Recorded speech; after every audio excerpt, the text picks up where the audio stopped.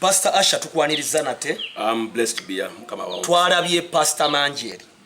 Omusajja mukyalo wa Katonda w'amaanyi asaba ku social media bibadde bitambula nti omukyala asabira sirimu naawona asabira abalina emirimu asabira amaka ge goononeka gatya. Buli weekend tulaba embaga oloneze tutalaba ne tukimanyidde ddala nti eno season wenkyasinza okulaba abantu abawasa n'abafumbira n'abakyala n'abanjula ekitegeeza nti abantu buli omu yeetaaga obufumbo ate bwe tugendako mu bulokozi obufumbo bwetaagisa Katonda obufumbo abwagala kubanga mission ye ne papasi ye n'ebirala byonna mwebiri ebisookerwako naye musumba abantu balina ebizibu mu maka mazima abantu embaga ziggwa ne batandika obulamu obukalubu abantu bali mu maka tebeenyega abantu bali mu maka bajula kwetta abakyala bamu baano abalala basirise bati bo obufumbo bw'abanene n'abasumba n'abaki obwo bo bwagootaana kyokka ate waliwo ffe abanoonya abali mu kuteekateeka okukola ki okuwasa but when you talk about marriage bukingo nga bwamulema Pastor Manjeri nga bwamulema gundi nga bwamulema ze nedda what is happening. What a subject T tusookere ku kiriwo kati ekya Pastor Manjeri twateekayo empapula zaali bbiri meka zaali bbiri 2002 gundi nebeera summarized in 2003 in Syria Court 7.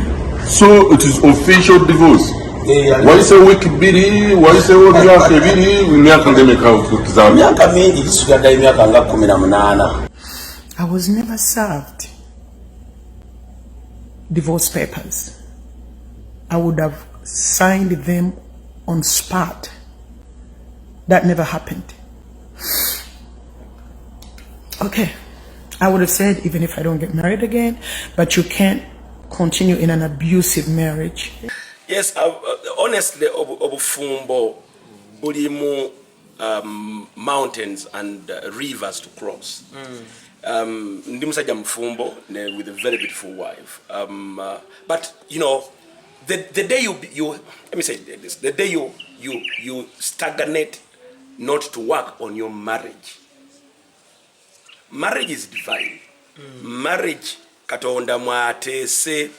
In fact njinzo kugamba nti ebintu byonna byetwala ku nsi tutegeera Katonda.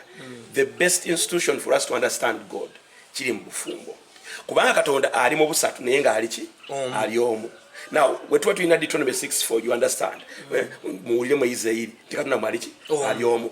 Kati ekyo kirabikane mu maka. Kubanga maka atugamba nti ababiri bagattibwa bafuuka omuntu oba ennyama emu. Now, eba bakatte ali nnyama emu. Omukyala akomawo bbiri, omwami n'akomawo nnya. Eŋŋumi ziri mu maka g'abantu. Ebivumo abantu beevumira ku WhatsApp omwami atudde ne beevuma. Abantu bakyankala nakyo kanga ovuddeko ekyo n'abanene. Yes. Kati nga pastor ffe tumulabanga asaba. Tetumanyi what happened twamulidde akaaba. Kubanga enzima lino jukira fundamentally gwada filino obite. Ekyo nakyo kikulu gwantu kira mu bwongo. Number 2, obufumbo bamaka becoming the central place Katonda bayagala okukolera omulimu omunene. Kati yes, abasajja bakatonda n'abakyala bakatonda n'abantu abalala balina okurealizing nti marriage is under attack. That's first of all very, very important. Number 2, abasumba bafa abamaanyi. Yes. N'abanene mu government. Yes. N'abalala bonna abayita ab'obuvunaanyizibwa bateekeddwa okumanya nti emundu sabasaba zolekeddwa bufumbo. Kubanga mweye enkola zinafuya ne ziremesa obuyite bwa Katonda ye nga ayagala okukolagana n'eggwanga lyaffe n'abaana abato nga ggwe ng'akolera mu bumu. Obumu obwo ekifaananyi ekyo kiri mu bufumbo bwokka. Obumu obwo that it is not even in unity but it is in oneness. Nti abantu bala batambula babiri ne bali omuntu ogwo. Kakati olwokuba nti kufa ensobi ziri wano nnyingi nnyo Dr. T. But and that's why God to wait to do some bit of teaching. Kubanga premarital counseling is good. Bye bigamba abantu bafuna nga bagenda mu buki bufumbo. Kyokka wuliriza ebigambo bye balina okufuna nga bamaze okufumbirwa bikulu n'okusinga bibafunye nga bayingira. Kyokka mangi ddala agalinga ag'abantu baffe abali abanene eyo paati bagikola.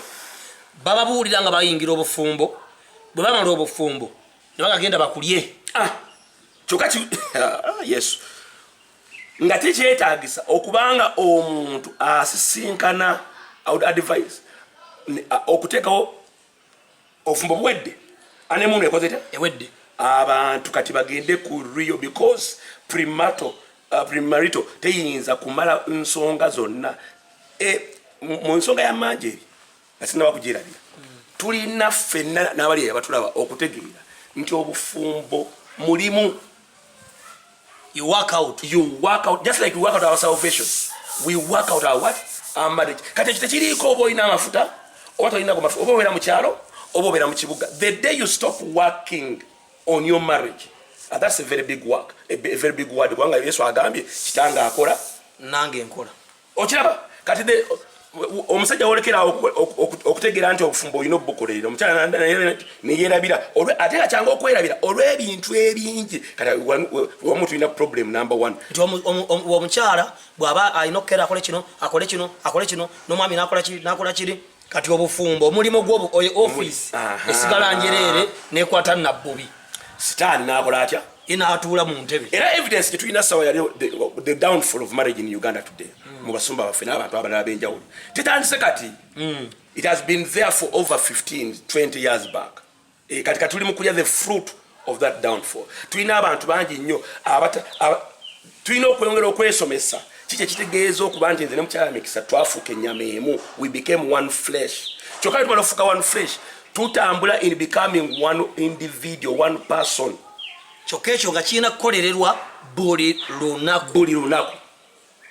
Kati now we can have as many things here ebireetera kubanga manje tumulaba nga bwali. Nze ni mufumbo w'empe togiraba owa kamera gisike. That's my legal name. Kati ne bw'obeera eyo nga webbirira ne mwami Katongole tonnafuna kantu ako. That's my legal name is Katongole by marriage.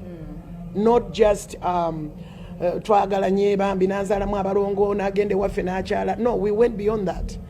We went beyond that. That's why I'm wearing this. Okay? And I've been wearing it for many years. Mama waffe tulaba batata baffe ab'enjawulo and they are struggling and it is evident that they have not worked or what tonight is a gift. Nakyo katukyongereko nti nina ekirabo the fivefold for example ndi musumba oba omuntu alina whatever naye tunajja give fruit kati abantu baffe when we are gifted with marriage. Galatians 5:19 atunyura bulungi downwards nti kyate kikulu nnyo tukolere obufumbo bwaffe tusobole okuba nga tulina fruit. Galatians 5:22 exactly. Ne Galatians 5:19 neyanza mukwana kakati nosanga nti abantu bali gifted with this marriage institution naye bwe bakuwa ettaka kikugwanira okusimba oli musajja mulimi bwomala okusimba sirina nnyo details naye ndaba there is a process. I would want to say process by process. There is a process there. Omuntu nteekateeka ettaka eryo okusinga ku kyengenda okulimako. Bwe nteekateeka ettaka ngenda kulimako ennyaanya si bwe nteekateeka linnalimako vanilla. Vanilla tusimbamu ne pascalam mu vanilla. Ate biri ebirala okabala. Waliwo n'awalala woba ogenda okusimba emmwanyi n'osooka oleeta ebikuta by'emmwanyi n'oleeta n'egimusa babiyita biba ng'obuweke ng'omuceere n'obimansira bwoti. Kati ekitegeeza salvation obuzibu tulina leero kyekireetera omusumba okuyimira ku kituuti leero n'aga nti toyawukananga na mukazi wo enkya najja akikyusa n'akola ekiri opposite okusinga n'abala. Kyokka tulina n'abala nga 10 ne tumanyidde ddala nti obufumbo tebutambula bulungi. What causes that? Some of them we have already mentioned. Just okwongeza kwe tubadde nti bwe mba ndi nafikibwako amafuta okubuulira ekigambo nga bwe nkibuulira tekitegeeza nti kati ekyo kirina kuzaala results maka gange. Beera musumba ku kituuti kyokka nga amaanyi gossa ku kituuti ge gamu gosse waka ku baana bo ne mukyala wo n'embwa gy'olabirira ewaka. Neyanziza kubanga ndi mwami wa Maureen Mikisa. So nina obuvunaanyizibwa kati the moment you elevate the gift you lessen the fruit. Then obo yagala watoyagala ojja kuba mu mitawaana. Omuntu yenna ng'alina obuzibu mu maka ng'atawaanyizibwa yeetaaga advice agenda kufumbirwa alina challenges empitirivu. Mbadde nsaba omwoyo advice n'ekira tumuwe n'ennamba yo akubireko. mikwano obufumbo kintu kirungi era ba honorables eggulye bamanyisi bana bali mu parliament fe betwasindika marriage is honorable unto God era ba honorable bakatonda be babaki abafumbo naye uliza tulina embeera ng'embeera eyo enoonya kulaba nga bangi kumwe musindikibwa mu divorce si divorce ya katonda ejjanga omutima gwo guggumye ng'ogaanye okukola kye tulina okukola tulina eggwanga lyaffe lirina obuyite mikwano era ekimu ku kituleetera okukola kirina okukola kwe kulaba nga tunyweza institution tukolera obufumbo bwaffe olunaku lwokeera neweerabira mukyalawo mu picture n'ogulumiza obuweereza abo n'ogulumiza okusoma kwo n'ogulumiza omulimu gwo n'ogulumiza talanta yo oba gifting yo neweerabira nti ono muyambiwo oba naawe muri mu lugendo lwakufuuka muntu omu. That is the day we get a number of problems. So nja kusaba gwatulaba sooka okitegeere nti obufumbo bulungi ng'ojja okuba nti bulungi mwe mukwekeddwa ebintu byonna ebisinga obungi byetukola ku nsi kuno ebiri mu kifaananyi ky'obwa Katonda. So bw'oba olina mukyalawo nja kusaba oyongere omulabi kyokka nkimanyi mu maka mubaamu emitawaana mubaamu mountains ng'ekintu kyonna kyonna ekyenjawulo. Exactly. So tolinda Bayibuli tugamba nti bw'oba onyiize tonyiiga n'enkya nyiga leero kubina biro so tekugana kunyiiga ebigenda okuleeta obuzibu mbenga sitebe namwe munyiigagana tunyigagana n'olokolengera mukyala misanga ayitawo nga dderi nga nange mpitawo ng'endeeri naye bwe tunyiigagana kubanga tuli bantu mu mubiri gwaffe we work out kati okukolera kyasinza okubeera ekizibu. nze bba wa pasita mangi eri kati omupya ebyadda nze ndi jirikiti gwe wasigudde nze ko basuula abakazi abakadde nze ndi jirikiti badonisaroko era zali ali mu kutambula ajja kusembera wange. Oyagala okufuna akawato ng'okanyenyanga kano